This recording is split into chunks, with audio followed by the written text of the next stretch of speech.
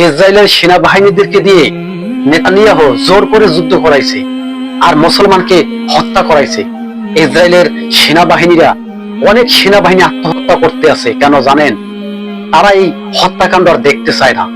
তারা আত্মহত্যা করতে আছে, এই যুদ্ধ তো নিজের জীবন যাইতে আছে। সেনাবাহিনীরা বুঝতে পারছে যে যুদ্ধ করে লাভ নাই, এতে তো আমাদের জীবন যাইতে আছে। আসলে সত্যি ইসরায়েলের সেনাবাহিনী আত্মহত্যা করতে আছে, তারা ফিলিস্তিনে আর যুদ্ধ করতে চায় না। কিন্তু নেতানিয়াহু এত সেনাবাহিনী কোথায় পাইতে আছে? নিজের রাষ্ট্রের জন্য যুদ্ধ করার জন্য জনগণকে, লক্ষ লক্ষ হাজার হাজার জনগণকে ট্রেনিং দিয়েছে ইসরায়েল।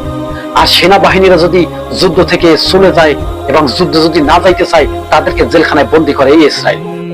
ভাবতে পারেন জোরপূর্বকভাবে সেনাবাহিনীদেরকে দিয়ে মুসলমানকে হত্যা করেছে এই ইসরায়েল। আর তারা বলে আমরা আত্মরক্ষার জন্য যুদ্ধ করছি এবং আত্মরক্ষার জন্য এই সমস্ত আমরা করছি। আসলে কথাটা একবারে মোটেও সত্যি না। ইসরায়েলের প্রেসিডেন্ট প্রধানমন্ত্রী নেতানিয়াহু কসাই চুক্তিনামায় সাই করছিল যুদ্ধ আর করবে না, ফিলিস্তিনের মানুষ আর মারবে না। হাজার হাজার মায়ের কোল খালি করছে ইসরায়েল। আসলে ইসরায়েলের পতন হবে, এটি সত্য। ইসরায়েল এত অস্ত্র কোথায় পায়? আর ইসরায়েলের সেনাবাহিনী এই অস্ত্র কি করে নেয় আর কি করে এই যুদ্ধ কন্টিনিউ চালাই যেতেছে? দেখুন, ইসরায়েলকে সাপোর্ট দিছে আমেরিকা, তার মিত্র রাষ্ট্র, বড় বড় ইহুদি রাষ্ট্র মিলে ইসরায়েলকে সহযোগিতা করছে।